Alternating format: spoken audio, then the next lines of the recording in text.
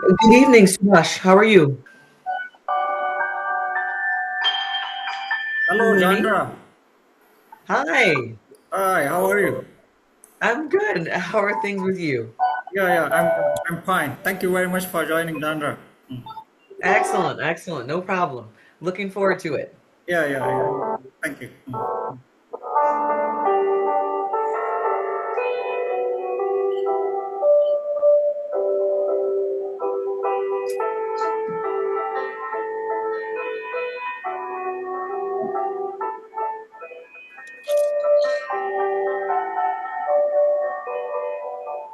Yeah, good afternoon.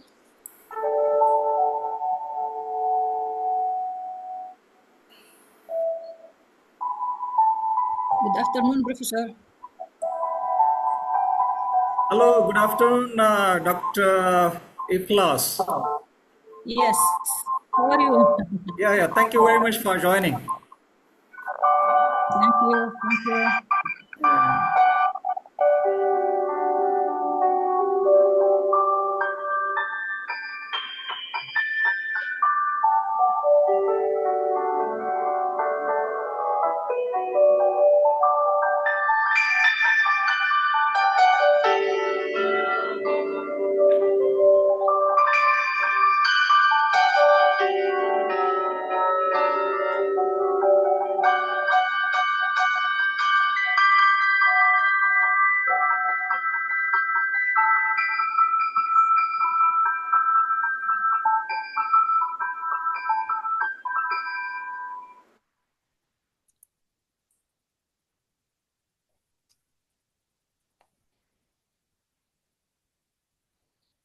Namaste. Hello, everyone, and hello from India. Welcome to our H5N1 360-degree Connecting Global Expertise with Indian Professionals webinar series. Thank you very much for your participation today. You have joined our fifth webinar and dialogue session, H5N1 Global Expert Panel, Analysis of Indian Case Studies with experts from the USA, Jordan, and India. We will begin our program shortly. I would like to kick off today's program by reminding you of some of the housekeeping items that are listed on the screen. First of all, please turn off your microphones during the session and only unmute when required to speak. Please turn on your cameras so that we can see each other. Treat everyone with respect. And if you have any question or comment, please feel free to message us through the chat box. We will try our best to address your concern. The chat box is also there for you to introduce yourself. So please mention your name and institution so that it can be recorded. Last but not the least, please avoid phone calls or any disruption during the session. Note that this session is being recorded and streamed live on YouTube. The recording will be available on the YouTube channel immediately after the session. The evaluation survey will appear at the end of the session. We would greatly appreciate your feedback as it will help us improve future sessions. Thank you very much for your attention. And once again, I welcome all of you to the fifth webinar of the webinar series organized by the Center for Scientific Research and Development, People's University, Bhopal, India, in collaboration with HSC International, USA. My name is Dr. Richa Jain, and I'm proud to tell you that I'm Senior Scientist come Associate Professor at Center for Scientific Research and Development, People's University. It is a great honor for me to serve as an MC for this webinar. If anyone has any issue with audio or video, please use the chat box and we will do our best to help you. To start the session, I would like to invite Honorable Professor Dr. Harish Rao sir Vice Chancellor of People's University, to deliver his welcoming and opening remark. Professor Dr. Harish Rao, sir, please. Thank you, Dr. Richa Jain. A very good evening from India and very warm welcome to all of you joining us from across the globe. Warm greetings from People's University, Bhopal, India. It is my great pleasure and privilege to welcome each one of you to today's important session, the fifth webinar in the H5N1 360 degrees Connecting Global Expertise with Indian Professional webinar series titled H5N1 Global Expert Panel Analysis of Indian Case Studies with experts from the USA, Jordan, and India. We are gathered here at a critical time when the world continues to grapple with the complex challenges of zoonotic diseases such as H5N1 and H9N2.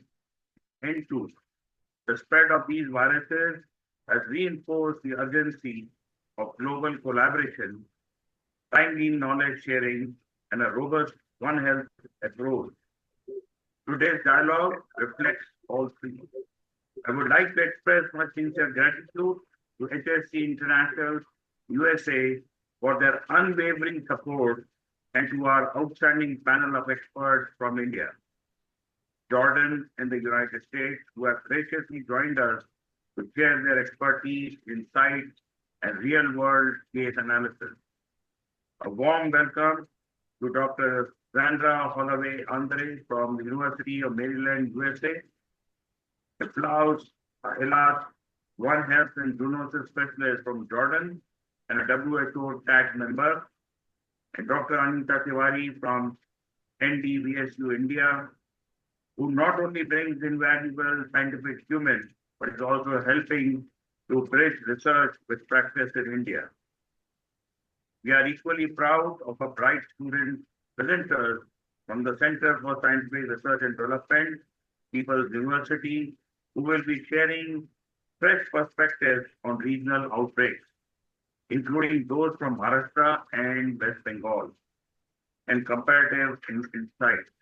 Today's event is organized by the Center for Scientific Research and Development at People's University in collaboration with HSC International USA. I would also like to acknowledge the efforts of Professor Subhash J Bhore, our organizing chair, and the driving force behind this meaningful series. This 90-minute session is more than just a webinar. It is a forum for dialogue, learning, and forging international connections that can help us all strengthen our preparedness and respond to zoonotic threats. I'm told that so far we have 840 registered participants from 18 countries, namely India, Bangladesh, Ethiopia, Indonesia, Malaysia, Nigeria, Pakistan, Philippines, South Korea, Thailand, Nepal, Italy, Uganda, United Kingdom, USA, Egypt, Iraq, and the United Arab Emirates.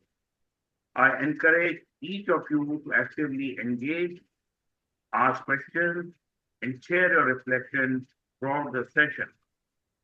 Once again, I welcome you all and hereby declare that the H5N1 Global Expert Panel Webinar and Dialogue session is officially open.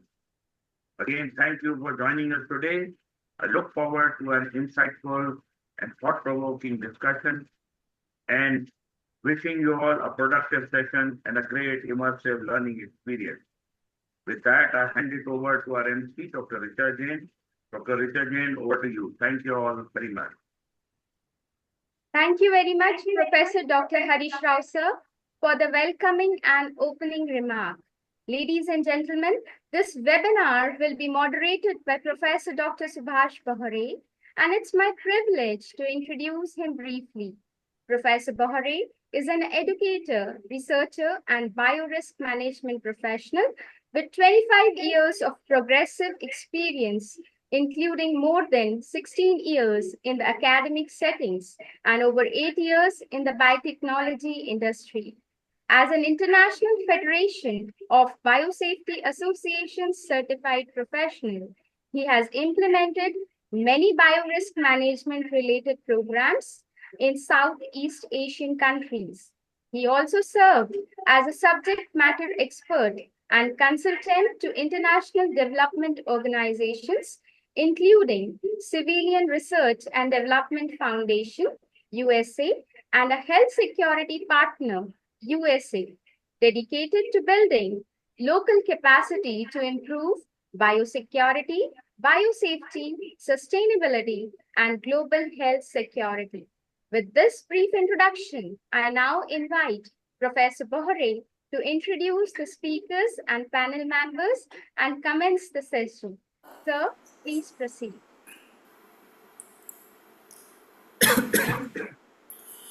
Thank you very much, Dr. Richa. आप सबको नमस्कार. Hello and welcome to everyone. A very warm welcome to you all and thank you for joining us today for this important session of the H5N1 360-degree global webinar series. My name is Dr. Subhash Bhore and I'm honored to serve as moderator for today's dialogue session titled H5N1 Global Expert Panel Analysis of Indian Case Studies with experts from the USA, Jordan, and India. This webinar is part of a collaborative effort between People's University in India and HSC International in the United States. Together, we are building a platform that brings students, researchers, and international experts into one space to advance knowledge, preparedness, and cross-border collaboration on One Health and zoonotic diseases. As we continue to see outbreaks like H5N1 emerge and evolve, it becomes increasingly clear that we need integrated global approaches. Today's session is especially unique, not only because of the impressive international panel we will hear from, but because it brings the voices of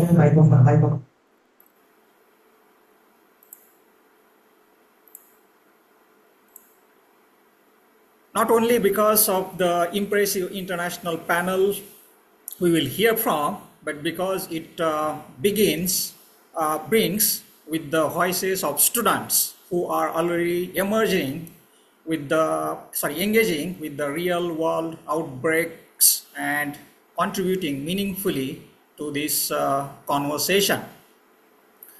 The structure of today's session is as follows. We will begin with a featured presentation. First, Dr. Anita Tiwari from NDVSU, India, will present her analysis of the West Bengal H9N2 case and Andhra Pradesh outbreak. Then a 4-student team from the Center for Scientific Research and Development, People's University, will share their insights on the Maharashtra outbreak, Australia-India transmission, and comparative analysis. Following the presentations, we will move into a 30-minute expert panel discussion with distinguished speakers from the USA, Jordan, and India. We encourage you to stay engaged throughout, take notes, reflect, and join us in the Q&A at the end. Okay, ladies and gentlemen, please allow me to introduce our 3 expert panels. We are honored to be joined by 3 internationally recognized experts who bring deep experience in veterinary science, global health security, and field-based outbreak response. They include Dr. Chandra Holloway-Andre, Dr. Iflaus Hailath, and Dr. Anita Tiwari. Dr. Chandra is a seasoned One Health professional with extensive experience in global infectious disease coordination and veterinary public health. She currently serves as an adjunct professor at the University of Maryland, USA. She is bringing academic rigor and practical expertise to future public health professionals. Her impressive career includes senior roles with the USAID as a senior infectious disease technical advisor and One Health team leader, where she successfully bridged cross-sector collaborations for infectious disease control in multiple global regions, including the Ivory Coast. Previously, Dr. Zandra served as regional coordinators for the CDC's President's Malaria Initiative and the senior technical advisor for avian and pandemic influenza.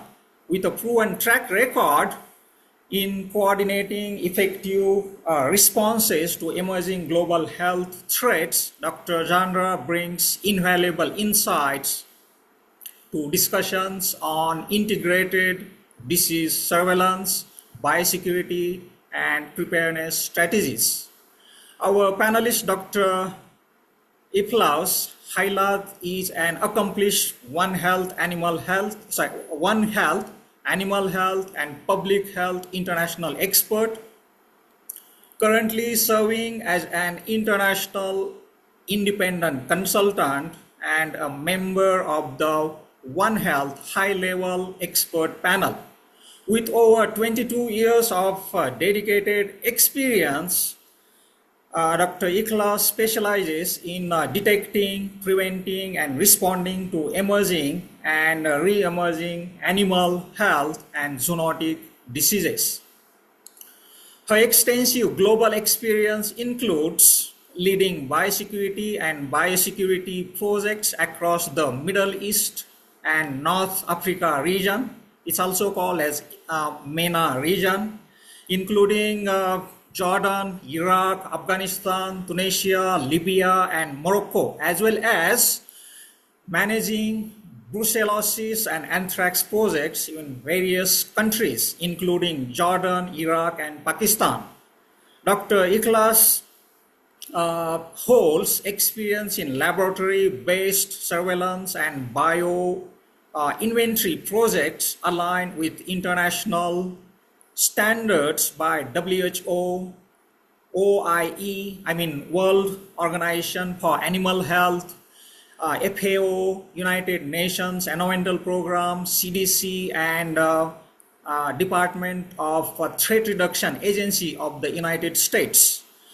She is also an expert contributor to the Joint External Evaluation with WHO and actively participates in developing guidelines for traditional food markets and a tripartite One Health field epidemiology competency framework.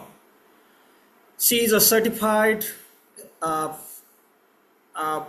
person in monitoring, evaluation, accountability, and learning, demonstrating her dynamic leadership, commitment to global health, security, and strong focus on supporting underserved communities.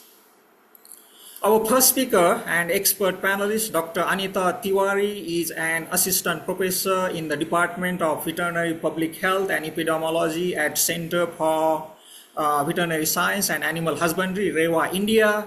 She is a distinguished researcher with postdoctoral training from the Department of Microbiology and Immunology, Geisel School of Medicine at Dartmouth College, USA. Dr. Tiwari's expertise spans zoonotic diseases, food safety, antimicrobial resistance, immunotoxicology, and cancer immunology. Her credentials are too many, but because of shortage of time, I will I just stop there. So with this introduction and brief introduction about the expert panelist, So I invite Dr. Tiwari to deliver her talk. Dr. Tiwari, over to you. Dr. Anita Tiwari, over to you. Good evening, sir. Good evening. Thank you so much.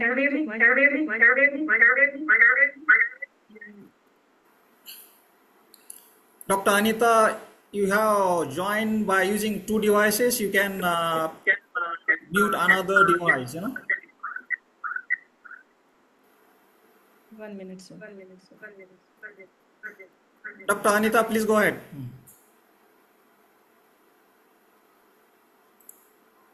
Okay, sir. I don't know why this is going. I think you have joined with two devices. One device should be muted or disconnected. Okay, sir. Give me a second. Please go ahead, Dr. Anita.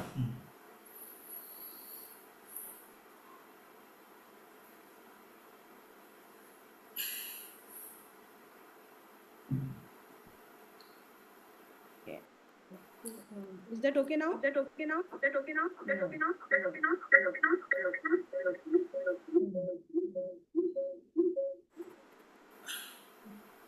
That sound is still coming, Dr. Anita.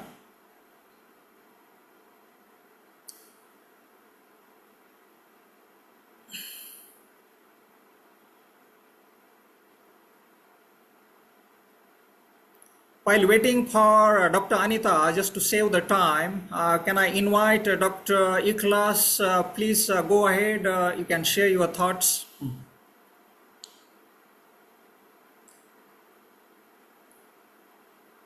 Thank you, Dr. Subhash. Yeah. Yes, thank you for the People's University and for the HSC. I'm again using two devices because I have a problem with the Zoom from my laptop. Actually, I sent you a presentation. If I can present it, I will share it from my screen if I can.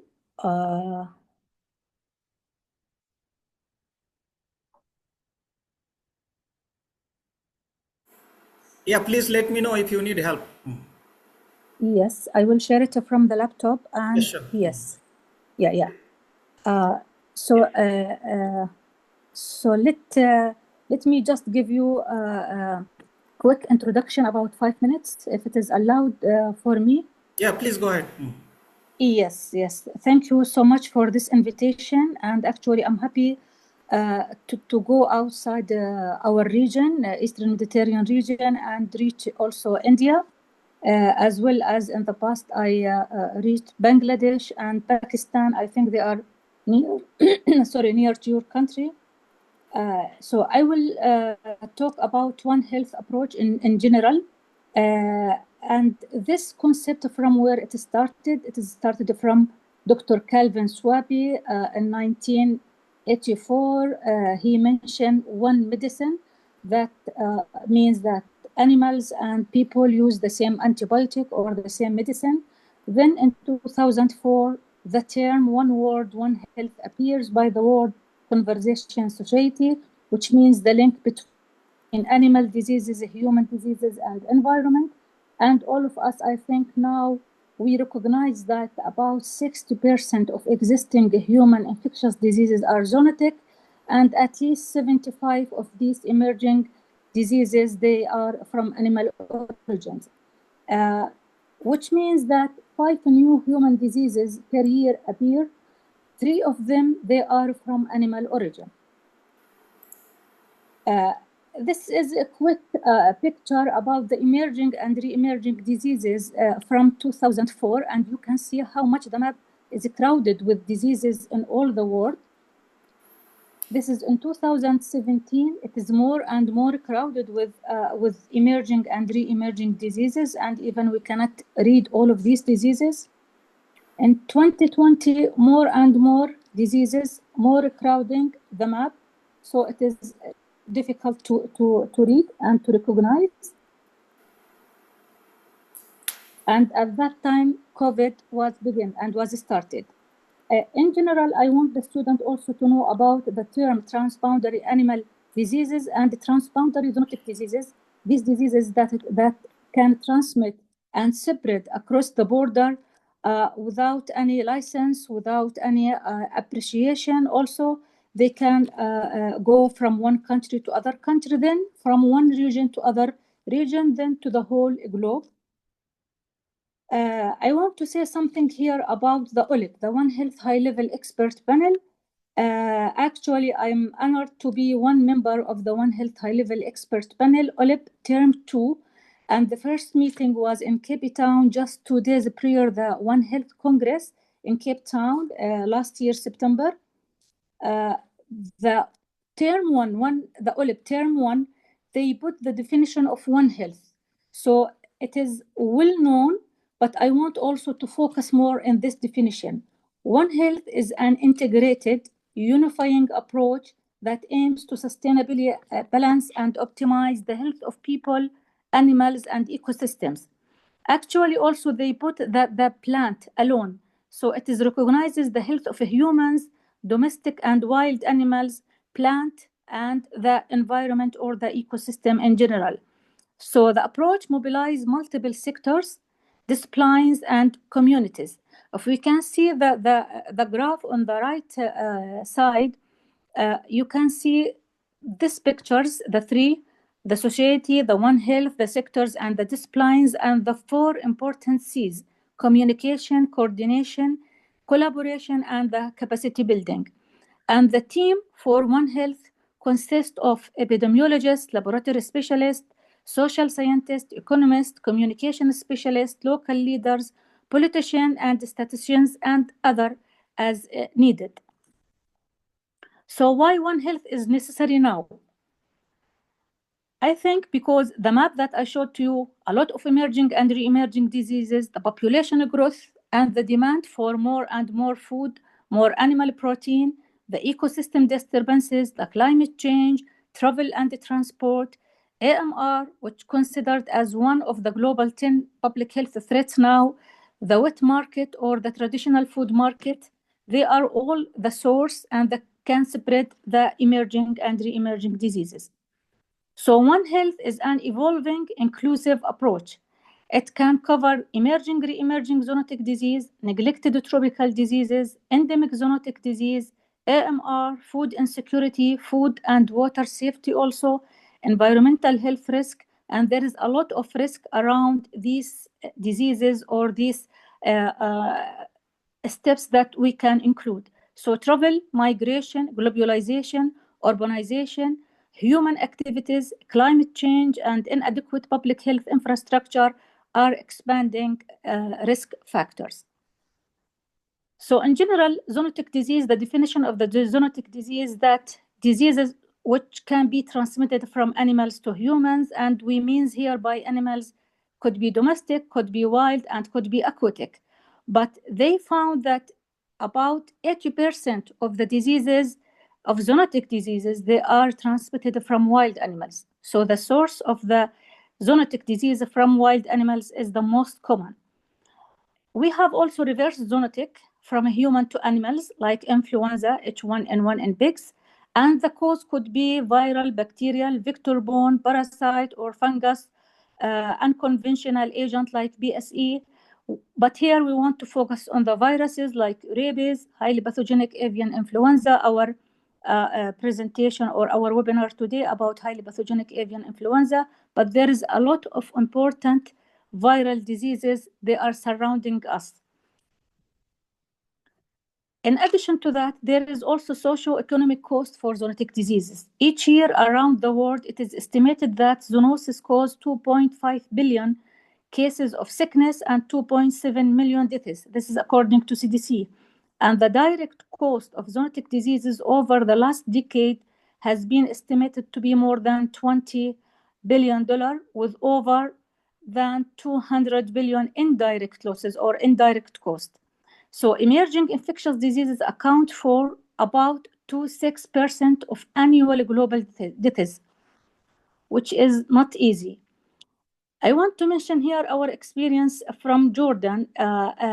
and the importance of a prioritization of zoonotic disease. If the country cannot take all the zoonotic diseases in consideration and cannot do an action plan to control or to prevent first the zoonotic disease, so they can prioritize the zoonotic disease in the country.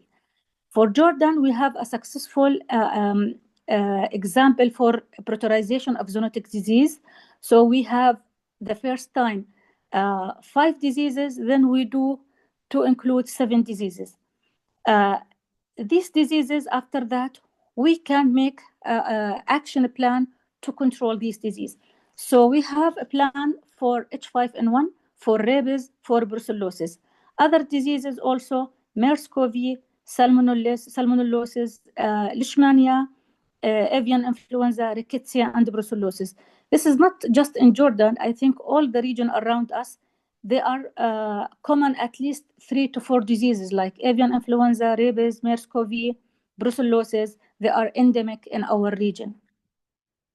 So prioritization using CDC, One Health Zoonotic Disease Prioritization Tool, which is an easy tool, I think. The most also, or one of the most important topics is the AMR, a silent pandemic. So we have to take care about the AMR. We don't want to reach a time that we cannot find antibiotic to treat even a small injury. The transmission of pathogens at the interface is due, as I mentioned, to globalization, human population growth, expansion and trade of animals and their products, and the most common, I think, is the poultry, climate change. For food production systems and disease risk, also it started from farming practices, transportation of the animals, also during or in factory processing, cutting, culling, slaughtering, transportation, also the cold chain, and until it reached the market. So how can food production systems also cause diseases? Food production systems, we know that it is the hygiene and the safety from farm to fork or from stable to table, which include farming practices, biosecurity, and good husbandry. And one of the best example is avian influenza, transporting in adequate condition, cold chain to the factory or to the slaughterhouse, and from this to the market. Also, we are talking about examples for BSE, TB, brucellosis, transport, cold chain to the market, a traditional food market, also wet market, avian influenza, and brucellosis. These are examples that we have to take care and to take more attention for the countries. In 2022, quadripartite, they signed MOU. When I said the quadripartite, you know, this FAO, WOA, which found as OIE, UNEP, and WHO. So they signed MOU to strengthen cooperation to sustainably balance and optimize the health of humans, animals, plants, and the environment. After that, this MOU, they produced One Health Joint Plan of Action. So our role now in OLIP Term 2 to help the countries to implement the One Health Joint Plan of Action. So it is from 2022 to 2026, working together for the health of humans, animals, plants, and the environment. There's 6 action tracks in the One Health Joint Plan of Actions. The first one is enhancing One Health capacities to strengthen health system. The action track 2 is reducing the risk from emerging and re-emerging zoonotic epidemics and pandemics. Number 3, controlling and eliminating zoonotic, neglected tropical and vector-borne diseases. Strengthening the assessment, management, and communication of food safety risk. Curbing the silent pandemic of AMR, integrating the environment into the One Health. And to help the countries to implement the One Health Joint Plan of Action, they also released a guide to implementing the One Health Joint Plan of Action at the national level. So we started from the global level and then go to the national level with the supervision of the quadripartite. This guideline also you can find it in different languages. It is easy to go through this guideline and to start implement the One Health Joint Plan of Action. Again, I want here to focus more on the brutalization of zoonotic disease as one disease, one success to control one disease. After that, you can build the same for other diseases. So if you don't have the ability to make brutalization using the CDC tool, you can make it at a local level or national level. Use some criteria like if this disease has the potential to transmit it from human to human, severity of the disease, epidemiological profile, incidence and prevalence, potential transmission, availability of intervention, the socio-economic, environmental impact, and other criteria you can put, and then brutalize your zoonotic disease, then start taking them one by one according to the priority of the country, to the most priority of the country. Here, I want also to say something about the awareness of zoonotic diseases in general, including avian influenza. We have to go to making engagement for the community engagement, student, schools, veterinarians. This pictures from Pakistan, building capacity for veterinarians, para-veterinarians on the field, also in the lab. The farmers here, we have pictures from for farmers from Jordan, from also Syria, from we have also refugees here in Jordan, Syrian refugees who are also caring of animals. Also, they are making milk products. So we are taking care of Syrian refugees and other refugees in Jordan by awareness campaign. I want to say here something. We mentioned about brutalization, then to focus on the disease, on the plan, on the action plan to control. And when you put your plan, you have to test your plan.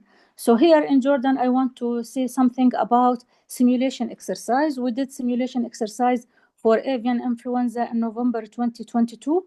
Here is a poultry farm, and we assessed how the veterinarian can take their PPEs, donning and doffing, and testing also electronic surveillance system, how they can sharing information, Ministry of Health and Ministry of Agriculture and other sectors. So you have to test your plan. And also I want to mention about the global strategy for the prevention and control of highly pathogenic avian influenza. It is a global strategy. Then you can take it and tailor it according to the country concept and budget and other criteria. And it highlights the One Health approach, strengthened biosecurity, improved surveillance, sustainable poultry practices, and global and regional collaboration. Diseases like avian influenza or brucellosis or rabies, it's better to be prevented or controlled at regional level more than national level. So if you have your plan and your brutalized zoonotic disease, and even you prepared everything, and you should prepare your staff, your veterinarians, clinicians, technicians at all levels, and after that, you don't know at what time the disease X will come. So we don't know when it will come, at what time, at any time the disease can come. But what we know and what we should know, and the countries know, that we have to prepare ourselves very good and to build professional capacity building all the time, continuous capacity building, and to be prepared for any disease that may come at any time. So this is in general. I'm sorry for if I take too much time, but yeah, that's over. Thank you.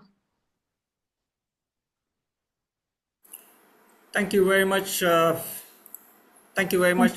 Dr. Piplaus. Dr. Anita, are you ready? Dr. Anita Tiwari? Please go ahead, Dr. Anita.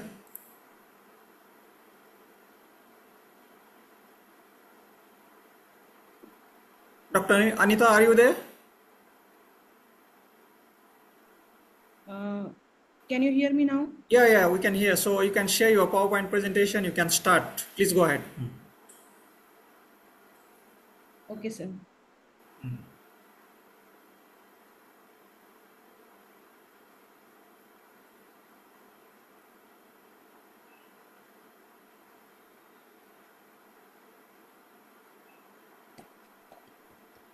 Do you need more time, Dr. Anita?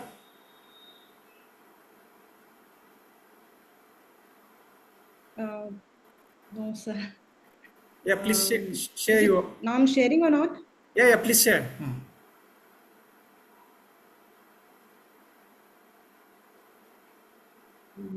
Can you see my screen, sir? No, we can't see. You can maybe you can cross check. We can't see anything. Oh, okay. Okay, give me a second, sir. I don't what weird thing happening with my system right now. Share. So give me 5 minutes. I'm so sorry. Uh, It's okay. It's okay, Dr. Anita. So let's move ahead, ladies and gentlemen. So our next presentation is by a post-student team from the Center for Scientific Research and Development, People's University, India. So now you are going to listen to a super duper talented post-student team. So I invite them to deliver their presentation on Maharashtra outbreak, Australia, India transmission, and comparative analysis. Students, over to you. Please go ahead.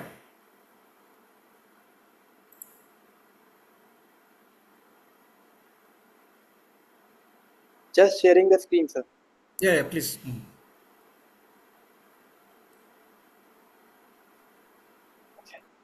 Get set.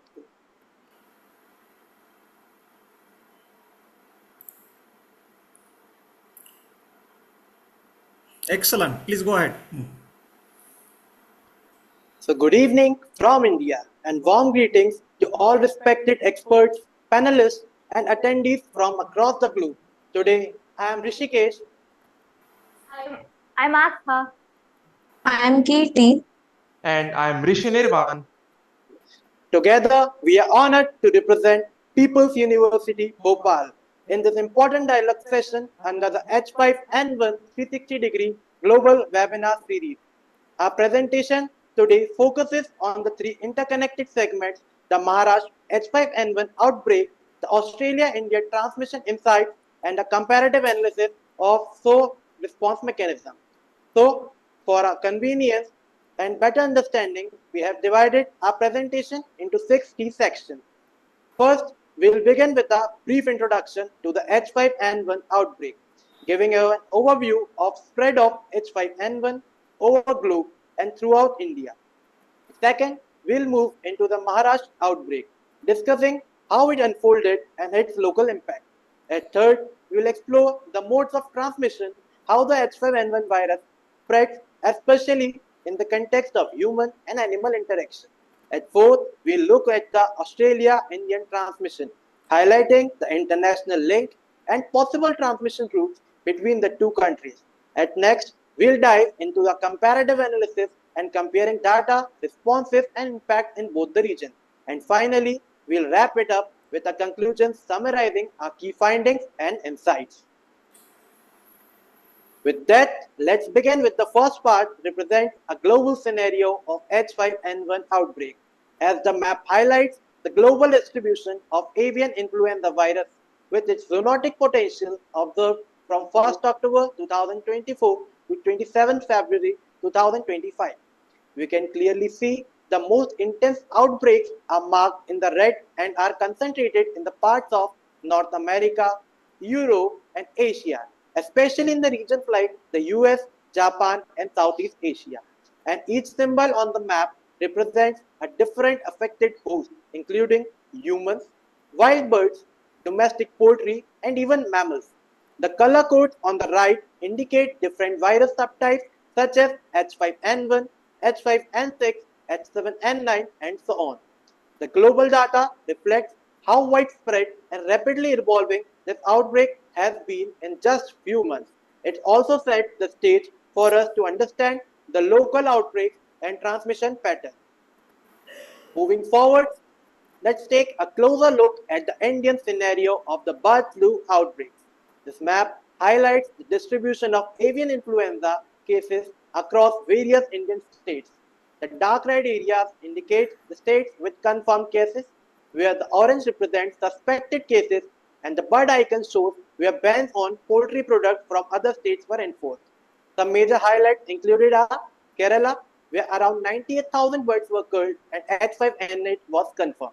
Next, Haryana, with over 4 lakh poultry affected, leading to the halt in sales. Next, Rajasthan confirmed over 2,100 positive samples, while Madhya Pradesh, Maharashtra, and others are also reported alerts as or suspected cases. However, it's important to note that this data is from earlier outbreak in 2021, and despite our efforts, we could not find any official updated data for 2024-2025 specific to India. Still, this previous information helps us to understand how those outbreaks were handled and give context to our analysis. Also, we are going to deal with the marked zones Maharashtra and West Bengal. Now continuing with the H5N1 Maharashtra outbreak. As Maharashtra has experienced the multiple outbreaks in places like Parbhani, Solapur, Thane, etc. Whereas the first case going to deal with the Parbhani, where more than 300 birds were killed due to the H5N1 bird flu. At next comes the case of Thane, where 16 herons along with 2 parrots were found infected at Vijay Vatika Nagar. The reason found to be was contaminated water. Another case is from Biloli village, Thane, of 2022, where almost 3,000 birds were killed. I must also include the case of Kanjurmarg, Mumbai, where few crows and pigeons were found infected near the COVID vaccine center. While the sample of these tests are tested in the National Institute of Virology, Pune, and few were tested in the National Institute of High Security Animal Disease, Nisat, Bhopal. Moving forward, here deals with the causes of outbreak. It includes the contaminated water, which becomes the reason in Thane for the infection of 16 herons along with 2 parents as mentioned before. It also includes the contaminated feed, which is due to the improper storage. That next, we includes the other causes, the migratory birds, which might often carry virus with them, as well as the poor biosecurity measures like lack of sanitization in infected areas are rather mentioned. Now, I hand it over to my team member Asta to take you through the next part of the presentation. Hello everyone, myself Astha going to deal with our next topic, the modes of transmission of H5N1 avian influenza virus. The primary mode of transmission, especially in context of avian disease like bird flu, includes several like one of the most common source is the consumption of uncooked poultry products as undercooked chicken or egg can harbor infectious agents that pose serious health risks to humans. Next, the domestic poultry, particularly chickens, are highly susceptible and often serve as primary carrier of these infections. The bird-to-bird transmission typically occurs through direct contact with infected birds, a scenario frequently seen in farm and live bird markets where animals are housed in close quarters. Another significant factor is contaminated feed and water. Additionally, fecal matter and bodily secretions such as saliva and nasal discharge contribute to the rapid spread of infection among birds. Finally, the equipment and clothing of farm workers can also act as vectors. Without proper hygiene and sanitation, these can transfer infections from one location to another. Overall, we can say preventing the spread of avian disease requires multi-pronged approach through cooking of poultry, strict hygiene measures, and careful handling of birds and equipment. Now, I'm going to deal with the actions taken by the Maharashtra government. Here are the several steps taken by Maharashtra government. Includes the formation of rapid response teams, which are responsible for immediate collection of infected samples. Then, few helpline numbers are generated to ensure that people had easy access to the reliable information and support like 1916 and 1969 as noted. Additionally, Few committees like Brihan Mumbai Municipal Corporation (BMC) and Thane Municipal Corporation (CMC) had issued several guidelines like reporting dead birds, safe disposal, public awareness, and others. Then here are some other points like culling of bird was performed within 1 kilometer. Government banned the sale under the radius of several kilometers. Also, the major step second was in the form of disinfection, which is performed to remove the strain from affected areas.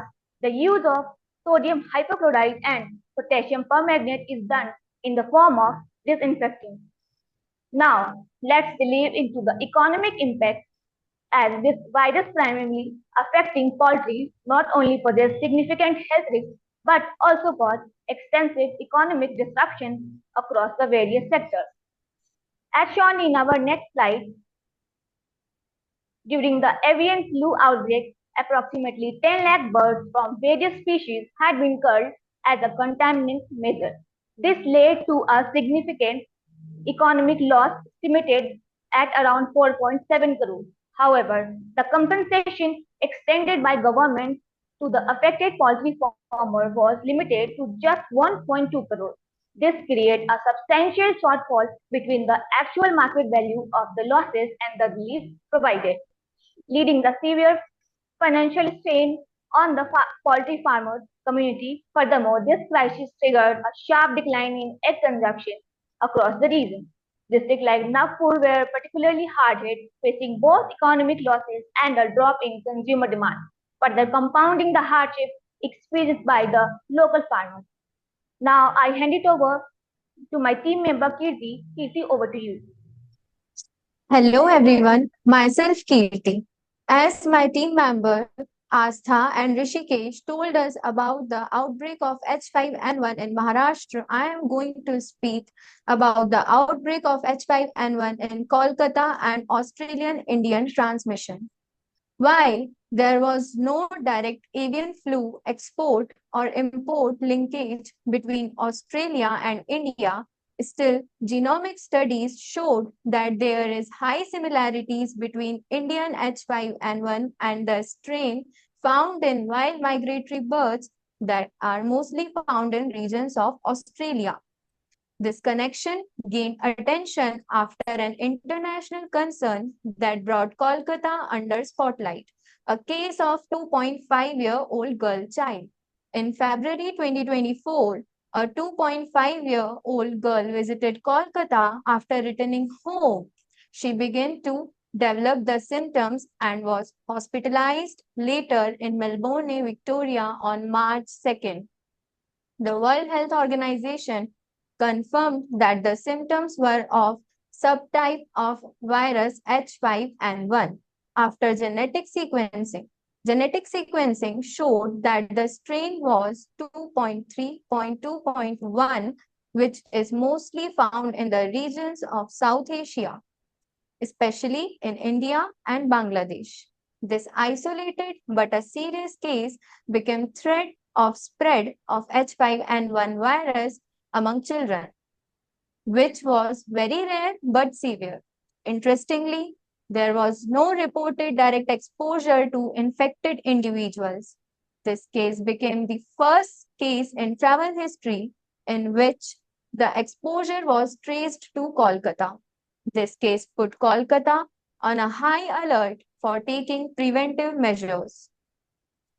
This case put Kolkata as on high alert, so Kolkata reported several confirmed cases, which sparks the concern among health authorities and general public.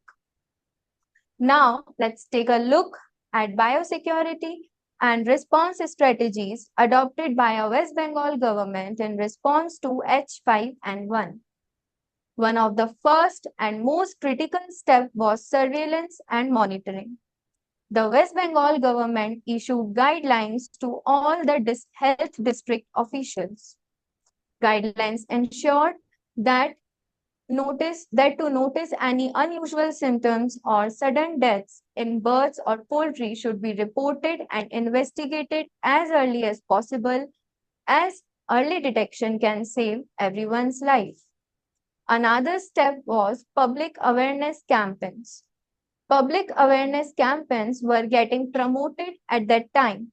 This was important to educate the public and make them aware about the preventive measures against H5N1. For example, thoroughly cooking of the poultry products. The major aim was to reduce the panic and increase the safety. Further strategies involve use of PPE, that is personal protective equipments, antiviral medications and drugs, and other medical supplies, as early medical intervention can make all the difference. Health officers were also strictly advised to wear PPE, that is personal protective equipment, while handling the sick or dead or infected birds, so that this was the important way to protect our frontline workers from getting exposed to the virus and to prevent the virus from jumping species to species. Now I will pass it to my team member, Rishi, over to you. Hello everyone. I am Rishi Nirvan, a final year student of biotechnology, talking about both scientific and public health significance of national preparedness and response to the H5N1 virus in India. On March 25, following outbreak in multiple states, the Indian government activated the National Action Plan for Avian Influenza. States and union territories were urged to focus on high-risk zones like poultry farms and bird markets. Rapid response teams were activated and surveillance was significantly increased in the areas. Veterinary labs were also strengthened to enable faster testing and containment. To control the spread at the grassroots, awareness drives were launched promoting safe handling of birds and hygiene practices, especially for those involved in poultry trade. A significant development came in February 25 when the Indian Council of Medical Research announced it work on an indigenous human vaccine for H5N1. ICMR also released an expression of interest to collaborate with pharma and biotech companies across nation. Now, let's take a closer look at how this concern have impacted the poultry sector in West Bengal. In the light of the outbreak in Andhra Pradesh, the West Bengal government initiated vigilant monitoring of poultry imports, especially eggs from the southern state. While no ban have been imposed, but concerns among consumers have already affected the poultry market. Chicken prices have already dropped from 220 rupees per kilogram to 200 rupees per kilogram due to declining demand. Even though experts confirmed that cooked poultry poses no threat as the virus is neutralized at high temperatures. The West Bengal Poultry Federation also confirmed that strict monitoring has been in place since November 2024, ensuring the state remains protected. As of April 2025, no confirmed H5N1 outbreaks have been reported in poultry sector across West Bengal.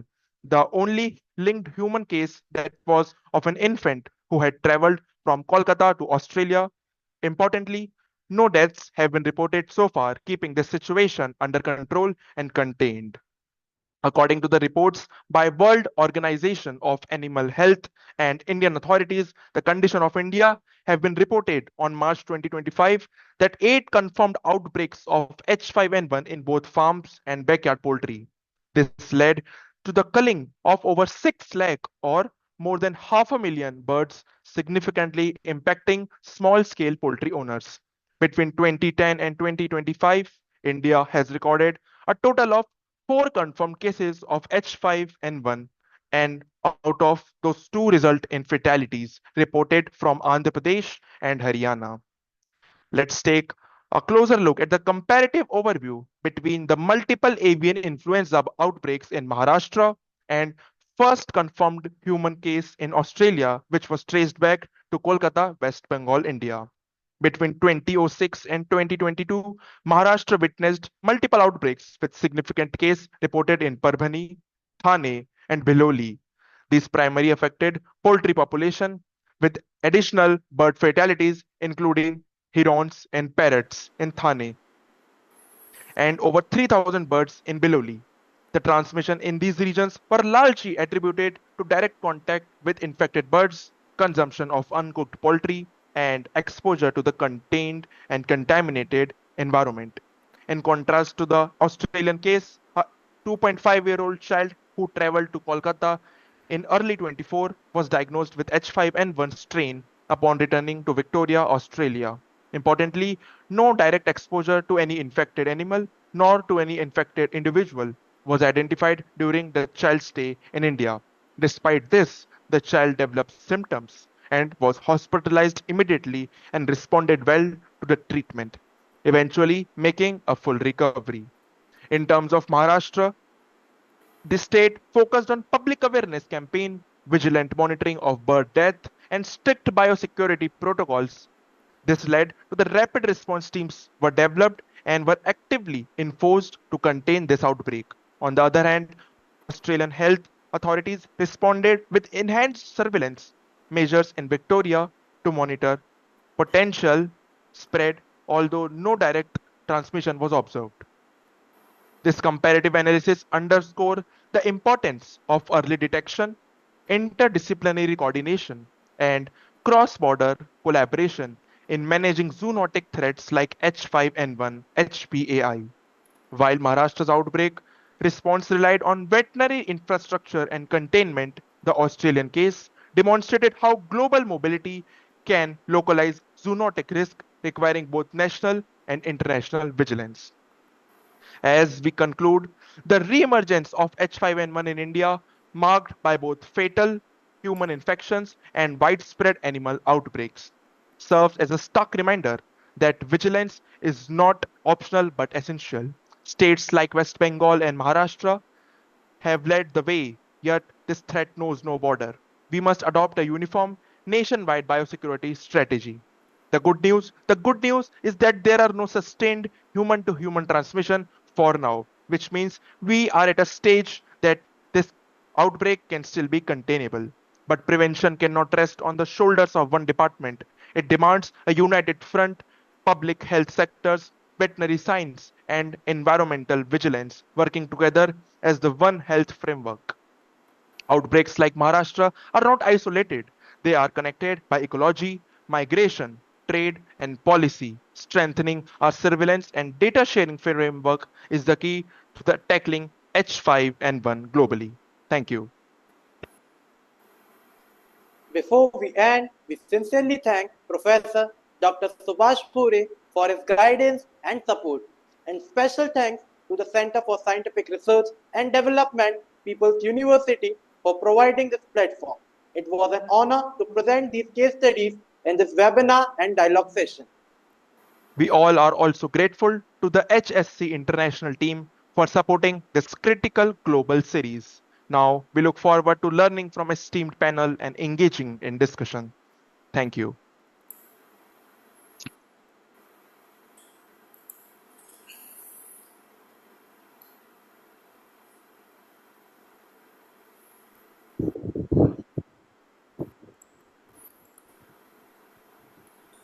Thank you very much, students team. I think we can feel the energy. So it was very informative and very energetic, dynamic. We enjoyed your presentation. So Dr. Anita, are you ready?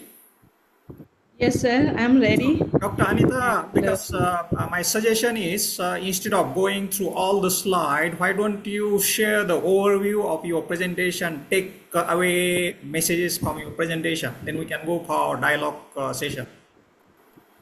Sir, it will be very quick because most of the part has been covered by the students and the other speakers. So I will just go through the slides. Okay, please go ahead. Can you see the slides? Yeah. We can see. Please go ahead. So maybe you can just summarize your presentation, Dr. Anita, if you don't mind. No, sir. I'm very sorry for the inconvenience, and I will be very quick. So again, as the Dr. Eklas told that this influenza virus is emerging zoonosis. Now it's emerging in India also, and we experience like a lot of outbreaks currently. And I'm going to cover only two in West Bengal case and Andhra Pradesh case, which is related with human fatality. So first one is H9N2 in West Bengal, and here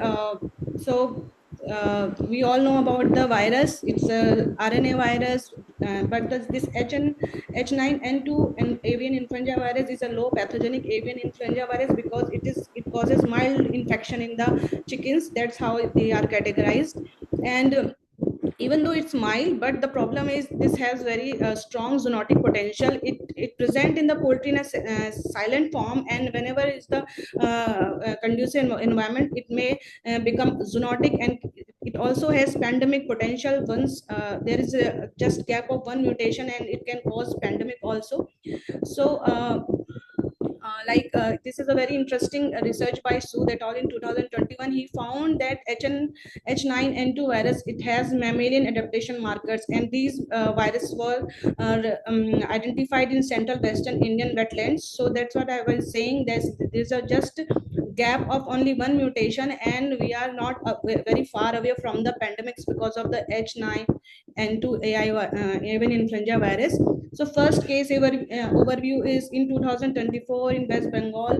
There is a 4-year child was found infected, and this is the timeline. In January 26, the symptoms were started, and it took almost 3-4 months to understand the disease and the symptoms, and finally in April 26 we got the confirmation that the infection was because of the H9N2 infection. But the good thing is the child was okay, and he recovered from the disease.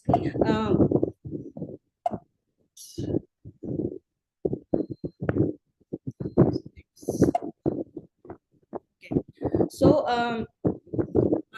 again, if we talk about the epidemiological details of the this incidence, is basically it happens in winter. So again, it coincide with the global pattern, which like avian influenza, which mostly occurs in winter. So it was coinciding with that. There was no transmission in family and close contacts, and public health risk was assessed as low by WHO because there was no human to human infection was found, because family and all other were tested.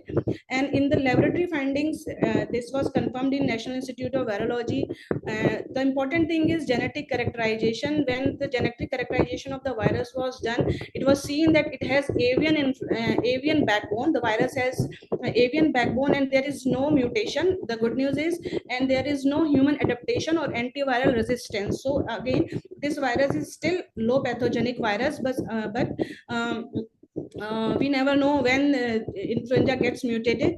So if we talk about the public health implication again, because WHO released we can say like kept this outbreak in low priority because of the low pathogenicity of the virus.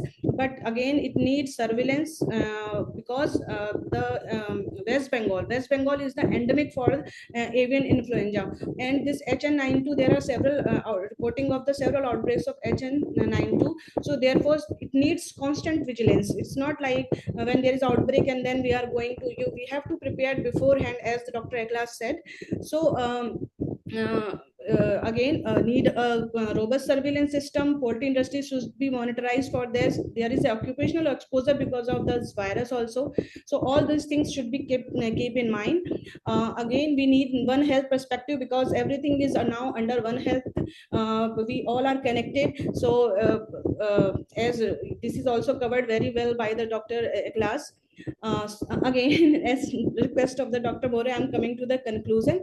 So this definitely need it has genetic potential, and this by the genetic characterization it was found this virus is still poorly adapted to humans, but there is always chances of spillover risk because we found that it was the kid was infected with this virus.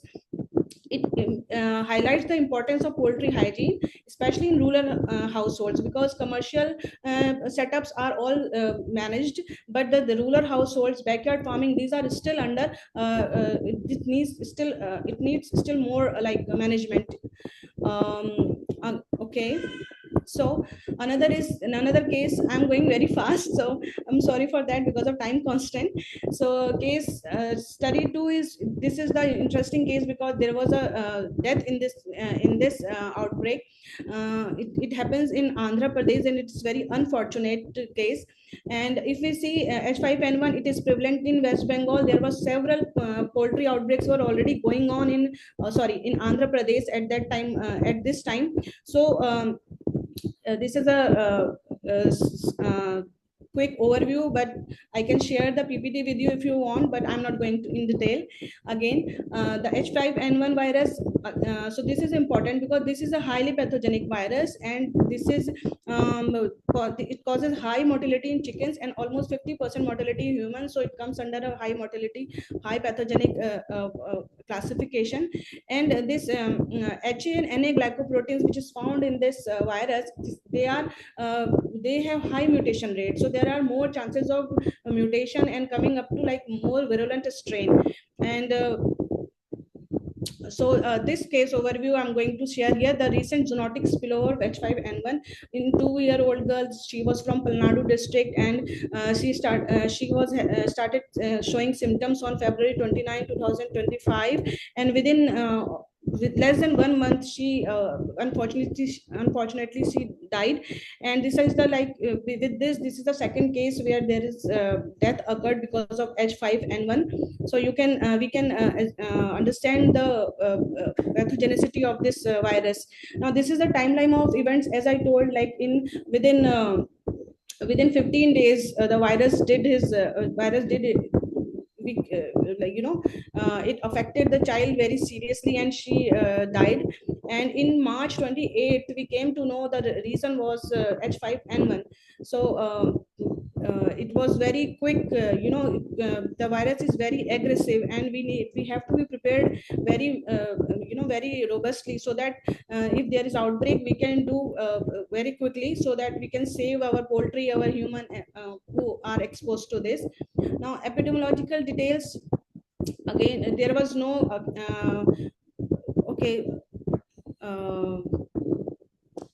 So the important in this epidemiological details, there is an important significant point is here, like the child was reportedly consumed raw or undercooked chicken, but the child has no contact with the live poultry market, so it was assumed that the infection came from the domestic poultry. So interesting thing is there, at that time, in this time period, there is lots of poultry outbreak were going on in Andhra Pradesh, and thus this season is also very conducive for the migratory birds. So it was assumed that the migratory birds brought the infection and affected the poultry, domestic poultry, and that's how it came to the human. So this is the link researchers are assuming. And again, there is no inhalation exposure here. It is foodborne. And as I told you, there is a seasonality. Again, late winter, early springtime, which is very favorable for migratory bird activity. Laboratory testing, it was again that tested, confirmed by NIV Pune, and like H9N2, there was no molecular marker which showed like human to human transmission ability. So still we are safe here, but in case of public health response, there was all the guidelines were followed there, and ICMR, NCD, state health authorities, because it's a human fatality, so there is a red zone was going on of human and birds all. So this is the last slide where I want to show the comparative analysis, because for surveillance and monitoring we need tailored program. We cannot use an umbrella approach. So in case of West Bengal, it was a sporadic human case, and in Andhra Pradesh, again, it's a one confirmed case, but there were multiple poultry outbreaks which was absent in case of West Bengal. The strain is different in both cases, and as the classification of a strain, the way is H9N2 is low pathogenic, so the disease was mild is self-limiting and the patient was recovered. But in case of H5N1, there is the outcome, and the transmission both are zoonotic. But in case of HN92, I personally feel that that is more dangerous, because this virus is potentially silently circulating in the poultry, so we never know when it come up with a more virulent capabilities. While in case of H5N1, we already know that it is dangerous, so we have all things are in prepared, we so okay. Now, clinical features, as I told, in West Bengal it was mild, while in case of Andhra Pradesh the severe clinical symptoms were shown, and outbreak response and control strategies very well taken by the students. So I'm not going into detail here. Now, conclusion is, which is important, that because we can see that there are two outbreaks which both has like human involvement, so we have to understand that there are regional differences. So we need to have a tailored surveillance and control strategies. And so yeah, that's all. I mean, most of the part was covered by the student, and they gave very nice presentation, and Dr. Eklas also, the one health aspect of the disease. Please ask any question, but I'm sorry for all this inconvenience from my side. Thank you, sir. Dr. Anita, thank you very much. You made it. So, despite the technical issues, I'm happy you managed to complete your presentation. We highly appreciate it. So, ladies and gentlemen, the Indian H5N1 outbreak cases presented by our dynamic team of students, and as well as Dr. Anita, sets a strong foundation for our expert panel to now reflect on local realities through a global lens. So now I invite Dr. Jandra, Dr. Niklaus, and Dr. Anita, Dr. Tiwari, to join us for panel discussion. So let's begin with a couple of questions for Dr. Jandra and Dr. Niklaus. So the first question is, how would you assess global preparedness for H5N1 today compared to 5 years ago? What gaps remains most urgent? Dr. Zandra. Okay, thank you, Dr. Subhash, and thanks and congratulations to the students on your fantastic presentation. It's very much a pleasure for me to be able to speak with you all today. As you mentioned, Dr. Subhash, I did start my public health veterinary career in South Asia. I spent some time in India, Nepal, and Bangladesh. So I should maybe start by saying namaskar and assalamu alaikum to everyone today. Okay. So to answer your question, yes. As I mentioned, I've been working as a veterinary epidemiologist and, on the One Health approach since the very first outbreak I went to respond to in Dhaka, outside of Dhaka in Bangladesh. And, we've been dealing with avian influenza from quite some time. There have been quite different extensive zoonotic outbreaks that we've dealt with since avian influenza back in 2005, taking us all the way to where we are today, having come through COVID and other zoonotic disease threats.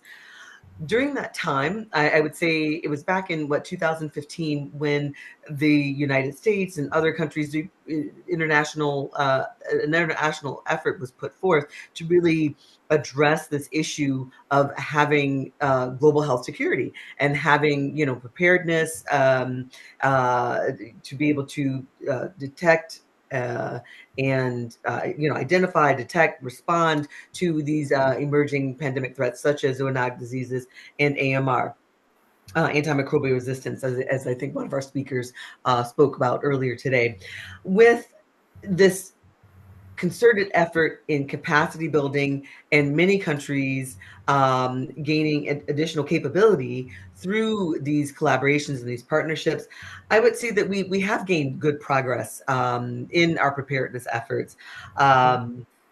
there are some, some more work that needs to be done in certain areas to really ensure that diseases are being identified, detected, reported, responded to, and so on. But I really do think that we have gained some significant grounds, even in the last 5 years, from the lessons that have been learned from COVID, lessons that have been learned in other regions of the world from Ebola outbreaks, and things of that nature, which are, as I mentioned, also zoonotic diseases. We've come much further along from the days of having very limited awareness of zoonotic disease, having very limited teams and people that were even trained to respond and work together. We've made some significant progress. Thank you. Yeah, thank you, Dr. Iflas. You want to add something? Yes, thank you, and big thanks for the student for this amazing work. Actually, in general, what I saw from their presentation, that there is like they want more awareness for the seasonality of the disease. This is number one, because if it came from migratory bird, there will be a specific season for this transmission. Another thing, if it is not on the season of the migratory bird, for domestic birds, like other two cases or two farms, I think they need more capacity building now. They need to be trained. When I said they, I mean both. I'm talking here from the One Health perspective. So I'm talking about the public health professionals, the veterinarians, the para-veterinarians, the nurses, the training for all levels. So they have to be well prepared, well trained. The public health specialists should be trained on the case definition of the disease, the investigation form. I don't know if I'm sure there will be investigation form in India, how to fill the investigation form, the source of the infection, what they eat, what they don't eat. As we saw the last one, they eat undercooked meat or raw chicken meat, which is also, I want to ask this question maybe later, is this culture, as we have culture in our region to drink the camel milk, not boiled or raw camel milk for treatment of many diseases. So I think they need capacity building at all levels and in different places. For example, at the borders, we don't want to miss or to forget the border. The border is very important. I meaning the land border and the airport. If there is like a rapid test on the border, this will help. Also, training the public health specialists or the clinics who are at the airport, if they see suspected cases or from passengers, how they can deal with this case. I'm telling you this because I had like last year a good experience with big project was implemented here in Jordan with colleagues from Johns Hopkins University. It is about the cross-border zoonotic disease transmission between Jordan and Iraq. We shared the land border, so we did the simulation exercise for CCHF between Jordan and Iraq, and we did it also for the airport. So we found from this project that the people at the airport who are like the doctors or the clinicians who are working in the clinic, I'm saying about here about the human doctor, they don't get more training on zoonotic diseases and the suspected cases. Like there's high fever, so what I have to suspect, 1, 2, 3, 4.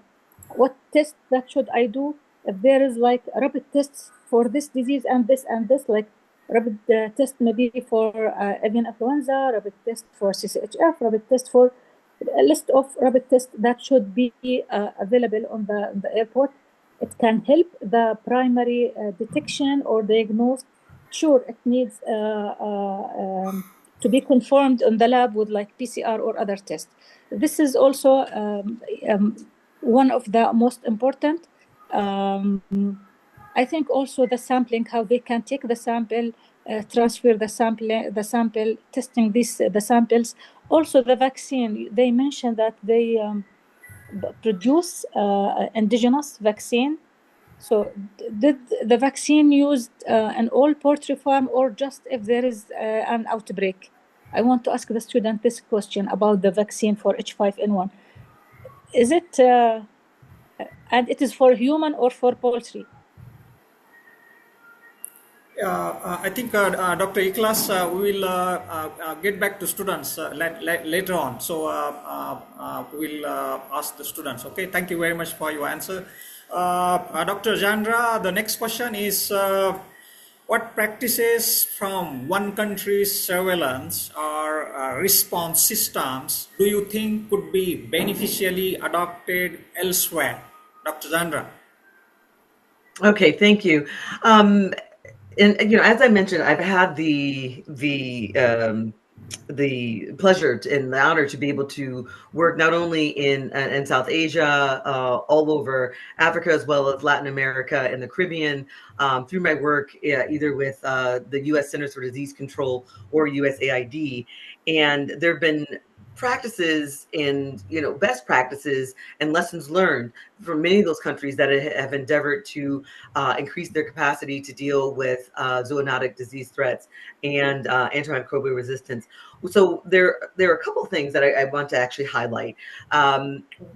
With your first question, we talked about the comparison of where the globe is in our last 5 years of preparedness efforts, and I had mentioned that we've made considerable progress from when we started even prior to those 5 years, and how I think one thing that's been very much highlighted in all these regions and some best practices, transparency in reporting. That's a major issue that has been it's difficult to deal with.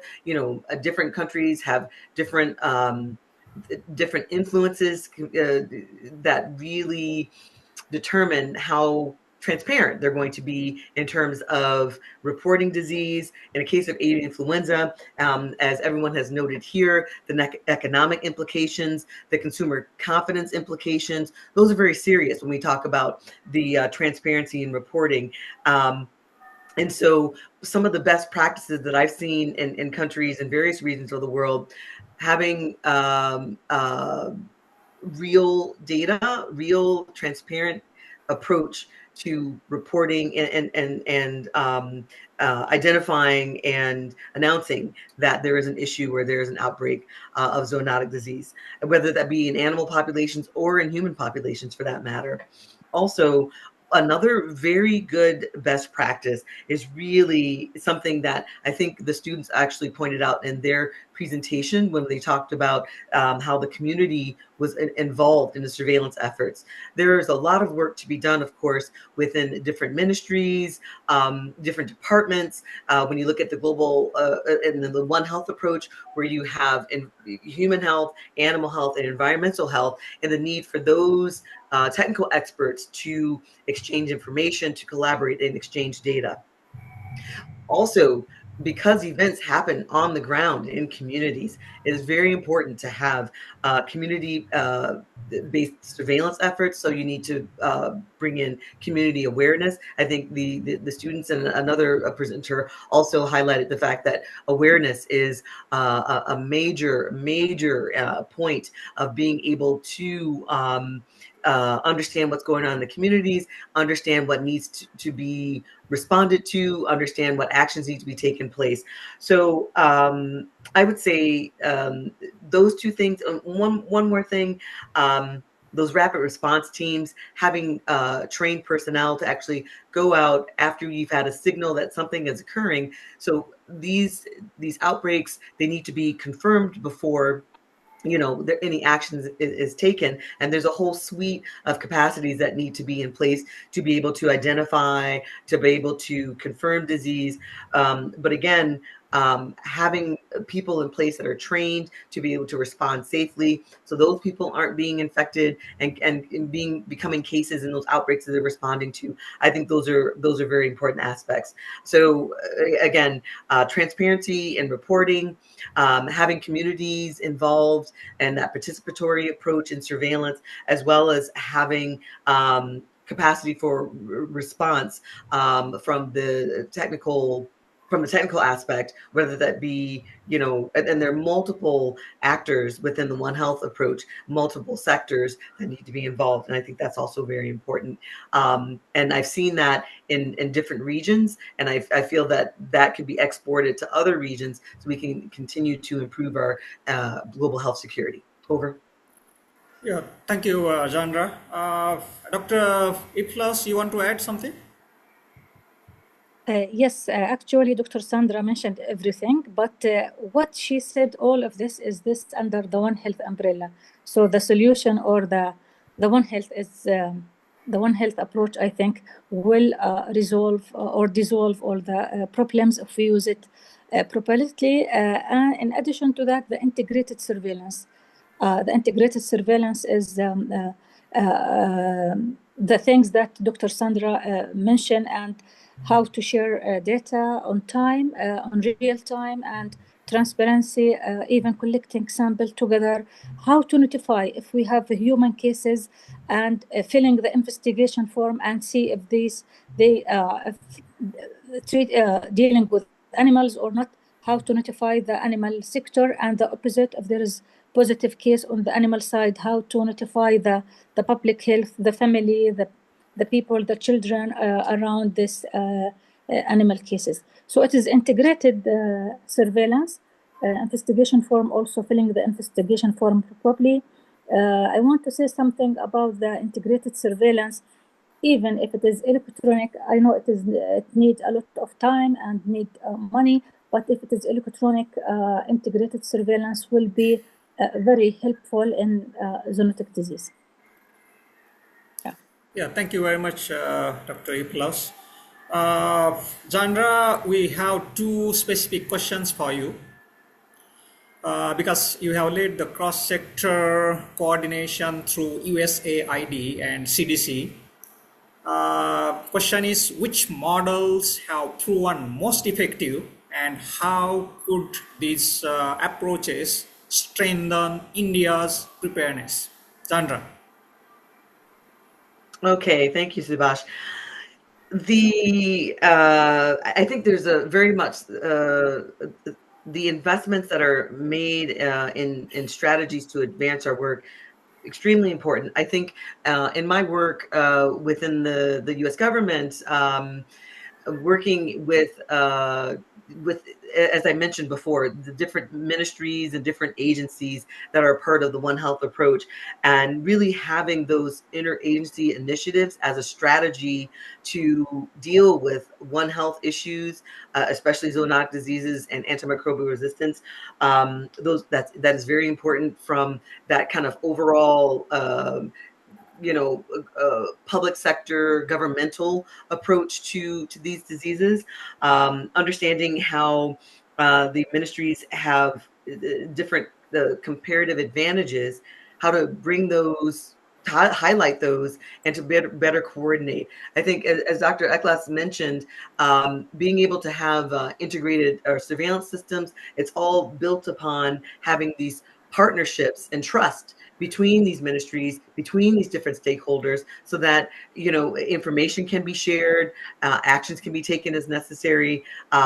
So I would say that would be essential in informing H5N1 preparedness in India. Over.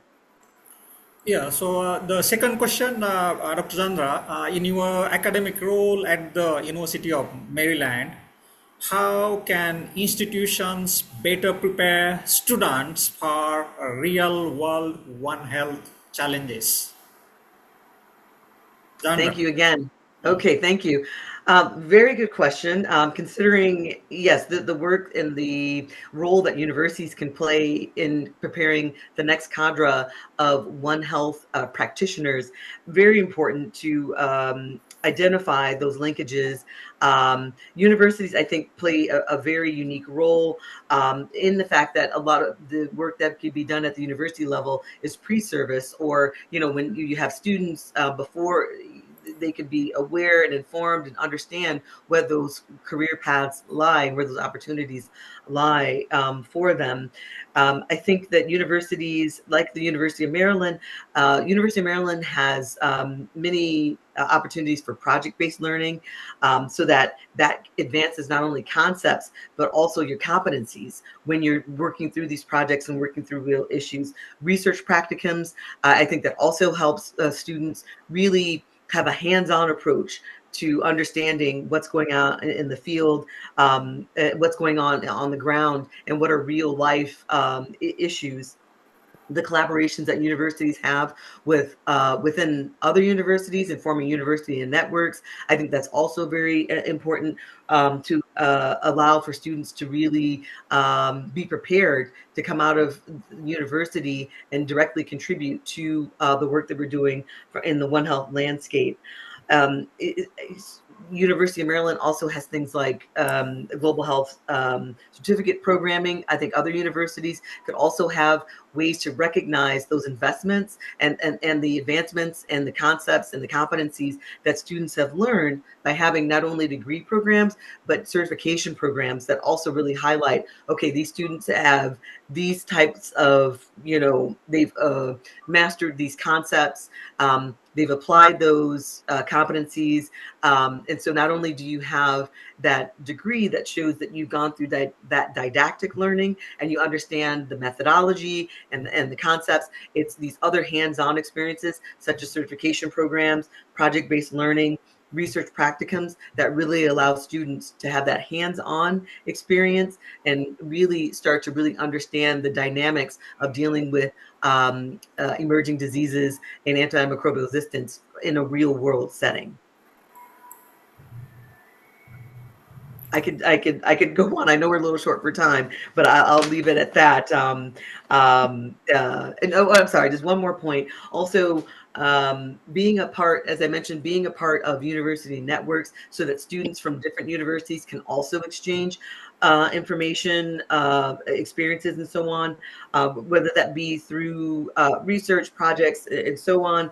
University of Maryland also participates in the North America One Health University Network, and having those university networks in various regions of the world, I think that's also really important for students actually to have the ability to exchange with other students. Some universities also have One Health student clubs. I know in my work with USAID, there were established One Health student clubs in East and West Africa, Southeast Asia. Countries had their own university networks, such as Indonesia, Philippines, Vietnam. I think those are also very important to actually give, again, students an opportunity to exchange with other students, share those experiences, and make it more practical and more real, in real terms for students as they're going through their education process. Over. Yeah, thank you, Zandra. Dr. Iflas, we have two specific questions for you. In your work with traditional markets in Middle East and North African region, what interventions have improved biosecurity without harming livelihoods? Dr. Iflas. Yeah. Yes, thank you. Actually, this is very important question because you remembered COVID-19, how it is come from the traditional food market in China, and the food market also in, as I'm in the committee to prepare the guideline, so we are expert in from more than one region.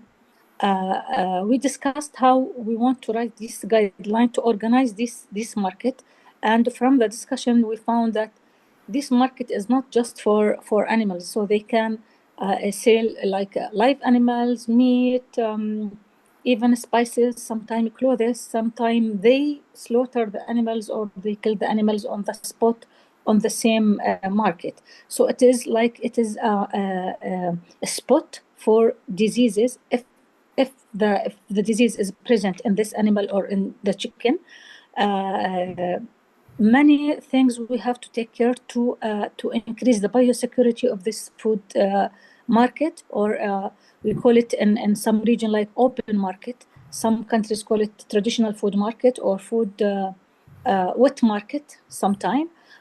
So the community-led solution to engage the local vendors and community leaders to co-create biosecurity measures. This is number one. And also to have like a tailored education campaign using specific language or simple brochures, materials to raise awareness, to encourage the vendors and the people entering this market to use like hygiene.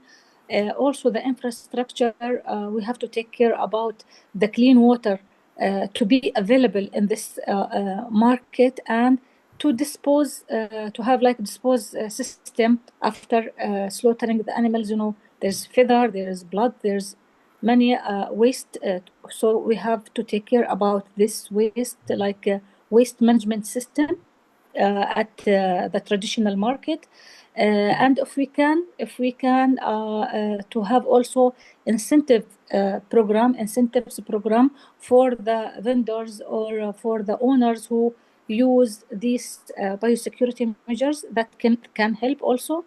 In addition to capacity building for the vendors, for the market workers, for also the public health professionals that make inspection for this market. So it is many things, but we have also to keep the big frame or the general frame for the culture of the country. Yeah, but in general, I think even the governance is one of, if the decision maker and the government know the importance of biosecurity for this market, this will facilitate all the things that I mentioned from biosecurity point of view. Yes. Yeah, the second question is what biosafety policy mechanisms from your international experience could be relevant to the Indian context, particularly following the West Bengal H5N1 outbreak? Dr. Hiklos. Yes, I think we covered all of this scattered, but I can put them together like enhanced biosecurity measures. This is one. At least we can use like the simple things that, such as like tire bath, foot bath before entering the farm. Also training the farmers, as I mentioned, like with simple language to use this and this and this, and don't use this and this. Like don't go to visit your neighbors or your neighboring farmer if there is suspected cases. This is number one. Number two, also infrastructure upgrades for establishing biosafety, for example, level 3. The laboratory, also diagnostic tools, the surveillance, as we mentioned, the integrated we have to enhance the integrated surveillance. Also community engagement also is very important. You know, sometimes the one who will notify about the disease maybe from the community. Sometimes the farmer can notify the disease. It's not all the time the veterinarian or the clinician or the human doctor. So it can come from the very, very low layer, like a farmer or maybe one of the community. In addition to the inventory management, we have to ensure that the proper storage and handling of the vaccine, if there is vaccine used, and also the diagnostic tool to maintain the efficacy and the availability of the vaccine. So this is in general. As I mentioned, the global quadripartite or the global organizations, they put something globally or general, and each country should customize or tailor it according to the situation of the country. Yes. Over. Yeah, thank you very much, Dr. Iklas. Now, let's turn to Dr. Anita. Dr. Anita, we enjoyed your powerful presentation, even though you made it in short time because of some technical issues. As a brief follow-up, how does your research on antimicrobial resistance in poultry intersect with the broader avian influenza surveillance framework in India? Dr. Anita. Thank you, sir. And it's a really great question because now there is a growing awareness about that this antimicrobial resistance and even influenza surveillance program, they are interconnected basically because of the One Health approach, which connects all human, animal, and environment. And this AMR and avian influenza both are pose threat to the human, animal, and environment. So that's why they are in that point of view, they are the issue which should be tackled in a similar manner. Another point is both have shared host environment or ecological similarities, like both AMR in poultry and even avian influenza circulate in poultry, and they have similar kind of hotspots, like they are prevalent in prevalent in backyard farming and dense, poorly regulated farmings, or if there is a poor biosecurity, the both issues are prevalent in that type of scenario. So in that case, again, there is this similarity and both are intersect with each other. Another important issue is illegal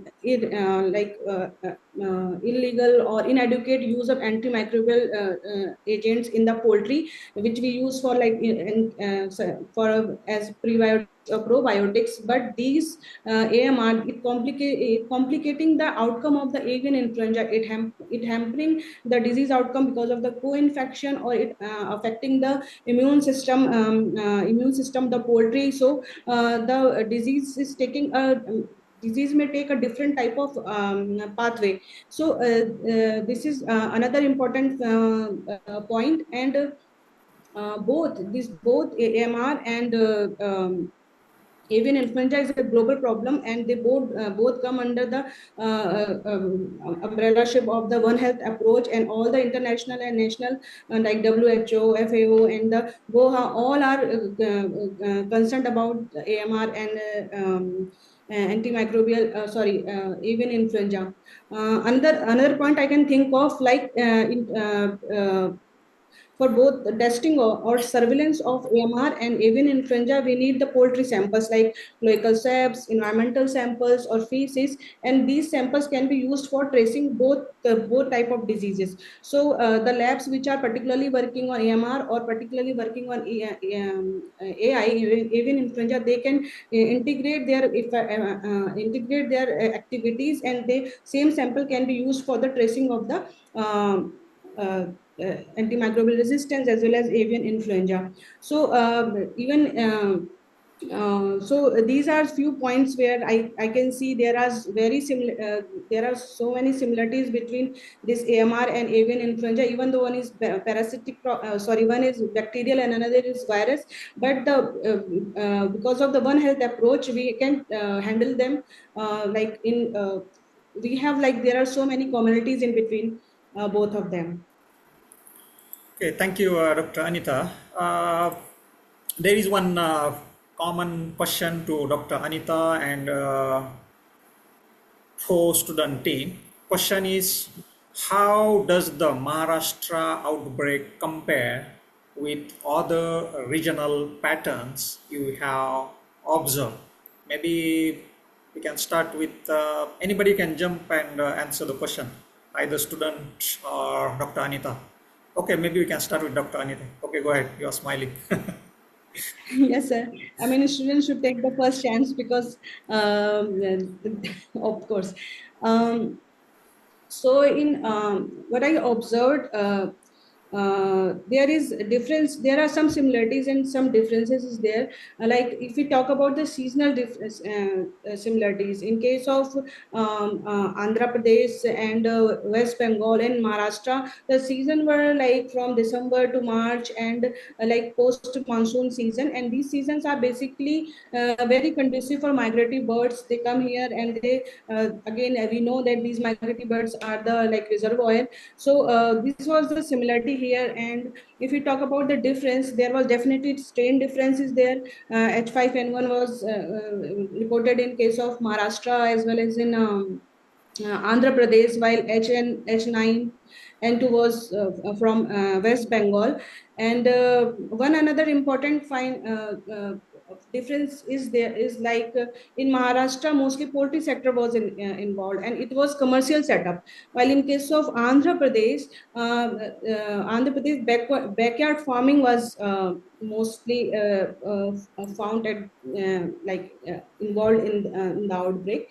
Um, and if we talk about the public response, public health response, the in Maharashtra there was very robust surveillance system because maybe it's because the outbreak was in commercial setup which has very robust surveillance system. So they detected it very early and all the containment measures were at place very quickly. So there was not much harm. But in case of Andhra Pradesh and West Bengal, when there is a spillover in human and the human cases was reported, even one fatality occurred. That means that kind of damage we had to face before starting the real preparedness. So I think in Andhra Pradesh and West Bengal there was a gap in poultry sector hygiene and detection surveillance system, while in case of Maharashtra it was controlled very well at very like at early as possible. So I think that's yeah, I think that's these are some points. Maybe students will add more in this. Yeah. Thank you very much, Dr. Anita. So, from students, anybody want to add anything from students team? Thank you for the question, sir. As ma'am has some few points. Maharashtra has been a significant hotspot for H5N1 outbreaks in India, and the first major outbreak in the country was reported in 2006 from Navapur, Maharashtra. And compared to other regions, Maharashtra's outbreak patterns are notable on their earlier onset, while states like West Bengal experienced those outbreaks after this, like in 2008, and this leads to a culling of 4 million birds. Through the situation, Maharashtra remained manageable and non-disruptive, as ma'am mentioned. Yeah, thank you. Also, Thank you very much, so Kirti. Anybody from student team want to add? yes, sir. I want to add few points to that. In contrast, states like Andhra Pradesh have recorded outbreaks primarily in backyard poultry farms with limited spread. In Andhra Pradesh, reportedly, a 2-year-old girl tragically lost her life after consuming raw chicken meat. Overall, Maharashtra's pattern of H5N1 outbreak is characterized by early and recurrent incidents, particularly in the region with dense poultry farming. This contrasts with other states whose outbreaks have been either more severe but less frequent or limited to the specific sector like backyard poultry. So, thank you. I hope I was able to answer that, sir. Yeah. Thank you very much, Asta. Yeah. Okay, so ladies and gentlemen, let's move forward. So we have three common questions to all panelists. I request all panelists to answer very briefly. Okay, we are running out of time. So the first question is what low cost or innovative technologies are proving most promising for early detection in a resource limited setting? Anybody can jump in and can answer. Any panel member. Sure, maybe I'll take a first go at it. Yeah. I would say from my experience in over 35 countries, the even in low resource settings, it seems that everyone has a phone, a cell phone, a smartphone, and it has been a lot of the real-time surveillance reporting from communities and the ability for communities to either contact their health officials, whether it be veterinary, human health, what have you, through apps, through these smartphones, SMS technology, having access to easy access to GPS and I think Google Maps is almost everywhere, and that also helps to geocode when you have incidents, when you have issues. So I would see these emerging technologies, even in low resource settings, the use of smartphones, the use of GPS and technology that allows geocoding. Over. Yeah, thank you, Zandra. Anybody else want to add, panel members? Yeah, Dr. Iplas. Yes, I think this is a very good point, 100% Dr. Sandra mentioned. But also, in addition to that, I think we can also use like the student, because we are now talking about the student. So we can use the student because they are still young. They can do voluntary work and community engagement and awareness. Also, during summertime, during summer training, they can I don't know if you have like a veterinary student curriculum to train them in the summer, so 3 months in summer each year.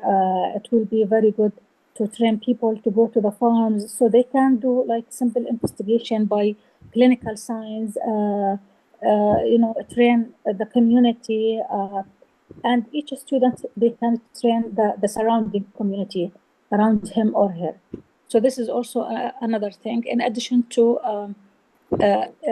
using rapid test, I think rapid test is a very simple and not cost too much, but it is like can give us like indication if we can put this in borders, or we can use it in like simple clinic. After that, transfer the sample to the central lab, but in the like at the very low professional level or district, we can use like rapid test for the veterinary side and for the human side. Yes.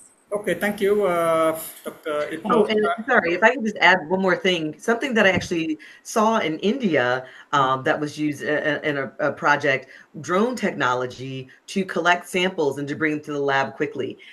So you're be able to cover mountainous areas, areas where roads are bad, things of that nature. I saw that in India, and I saw that in another country. Just to echo what Dr. Eklas was saying in terms of having those rapid diagnostic tests, but being able to get the samples quickly to the laboratory. That's also a very important point. And that drone technology, that was fascinating to see that. And it was great to see that it's being used for really good initiatives like that. Over. Yeah, thank you, Zandra. Dr. Anita, you want to add anything? Yeah, I mean, I'm totally agree with the both panelists. It's very important to have like a field test. We need a scalable field test because which are like easy to use. They don't need more like technical assistance. They should be easy. Like now, many innovative technologies are developing, like lamp loop mediated hydrothermal amplification and lateral flow assays. These type of techniques we can use to identify at field level. Basically these are but screening tests, but easy to understand if what is the situation in that field condition, and then later we can go for the confirmatory test. So these type there should be like development of this kind of rapid scalable field test. I think this is very important. And yeah, the transfer of the sample is very again very crucial part of the confirmation and processing of the sample. So yeah, this Yeah, thank you, Dr. Anita. Second question is, how can we better incorporate local knowledge and community practices into outbreak preparedness frameworks? Maybe we can start with genre. Okay, thank you, Subhash. We've seen from many examples, many countries, the village elder, the village chief, the leaders within villages and things, and really recognizing that the communities, traditional healers, because they all have a certain role to play, and they share information. And I think one of the biggest things that I've seen as a barrier to accepting that local and indigenous knowledge, is actually recognizing it for its credibility. So it may not be scientific, but these folks, they know what's going on the ground. They have a trusted ear from those communities, and that there's a way to give voice to them, give that credibility, but also build that partnership and that trust, so that there could be a triangulation of the information that they're reporting. So as I mentioned earlier, it's one thing to deal with, a report of an outbreak or maybe something peculiar happened. How do you distill a rumor versus something that's real? And a lot of times that's where communities and that local or indigenous knowledge, they'll say, oh, well, they're not credible, or this, that, and the other. But, if there's a way and a means to build those partnerships, to triangulate or corroborate that information with the scientists and the technical folks, I think that is a great partnership and a great pairing, so that we can better acknowledge and highlight local indigenous contributions to our efforts in surveillance, whether it be community-based surveillance, actually having people trust the authorities coming onto farms, taking those samples, using things like drones, using those smartphones, and bringing that information together, building that trust and recognizing the credibility of local and indigenous knowledge. I think that's very important. Over. Yeah, thank you, Chandra. Dr. Iflos, you want to add anything? Yes, in addition what Dr. Sandra said, we can use also the mobile phone or the technology with simple messages. We just not want information from the community and the farmers and the owners, but we can also send awareness messages, simple messages to the people who own the poultry. And I think in the situation in India is similar to other countries. The big organized farm, they have the biosecurity system and the biosecurity management system. But for the problem comes with the small owners, maybe with the open farms, with the families who own maybe poultry, with ducks, with mixed, many type of birds together. So I can add here, as I mentioned, we can take information from the owners as maybe notification for some diseases, but at the same time we can send them messages like preventive measure. We say that it is a seasonal. Before the migratory birds, please take care from this and this and this. So we can send like awareness, simple messages using the smartphone and use the simple technology to increase the awareness of the community. It is very important community engagement in zoonotic diseases. Yeah. Over. Oh, excellent. Dr. Anita, you want to add anything? Yeah, I mean, there is very important to have two-way communication. There should be, say, WhatsApp group or other type of groups where people and government, they both can share their information, and these information shared by the farmers or these native people, this should be considered as the warning signs. Should not be, they should be considered expert, as Dr. Zandra told, that their knowledge is very deep rooted in from the environment and the farming and everything. And there should be engagement of the local governments also, like panchayat or self-help groups or religious leader. They can help in the reporting and awareness camps, and the surveillance, making strategies for surveillance programs. So these people should be engaged and they should be honored for their service.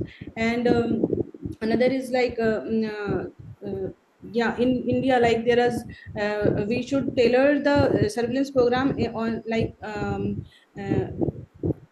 on the basis of local needs. Like in India, we have so many festivals where like gathering occurs, crowding occurs. So there are several rituals which involves animal trading and use of animals also. So in that case, the authorities, the government, they should increase the surveillance intensity at that time. We should know that these gatherings are going to happen in this month or this in festival. So the strategy should be intensified at that time points. In this way, we can use the local community, and together with them we can create a robust functional surveillance system. And I think this is very important for for the success of any program. Yeah, thank you, Yes. Dr. Anita. I see one message from our student, Rishi. You want to add anything? Just unmute yourself and start. Thank you, sir. Hello, everyone. I am Rishi Nirvan, and I want to just add a quick point to both the questions that the cheapest solution for any prevention of any outbreak, and the conclusive part is we come to a point of public awareness. We have to spread awareness to each and everyone, because in 2020 we said the pandemic, the major cause of the pandemic was there was very minimum public awareness. If I am having a disease X, I have to know that I am suffering from the disease X and how not to spread the disease X to others. So I believe that public awareness, as Dr. Zendra said, that small campaigns in universities can enhance the knowledge of students in universities and schools. So that will be a major step, as in the countries where youth are the maximum in number. So, and as Dr. Ikhlas said, that proper screening at borders, border security, and at airborne and at the land level. So everything have come to at a level of public awareness, and everyone has to be aware of that what is happening in the market, what is currently happening in the society, and how to avoid it. Thank you. Okay, thank you very much, Rishi. So we are running out of time. I think there are many questions in the chat, and I mean I also have some questions. By bearing in mind the time, maybe the last question I will just take. Okay. So as a final reflection for all the panelists, okay, not students, the question is, what emerging trends are in whether technology or policy or ecology do you believe will most shape H5N1 preparedness over the next 5 years? Any panel members can start. Okay, very good question. For me, I think that our policies and approaches regarding vaccination will make the biggest difference in the next 5 years. As you may know, there are many countries that don't currently vaccinate for avian influenza because of the trade implications. But at the same time, because this is a disease that circulates in wildlife and migrating birds, there are limits to biosecurity. You've got different types of farms, from sector 1 farms, those large farms, to backyard poultry and backyard farms. I think this the approach to and the policy regarding vaccination, and also the science of vaccination. We've gone from we have cell-mediated vaccines as opposed to vaccines that were incubated in eggs and so on and so forth. RNA vaccines. We've seen the evolution of vaccine technology. I think that may influence vaccine policy and approaches to vaccination. Over. Yeah, thank you. So briefly, Dr. Iflas, unmute yourself, Dr. Iflas.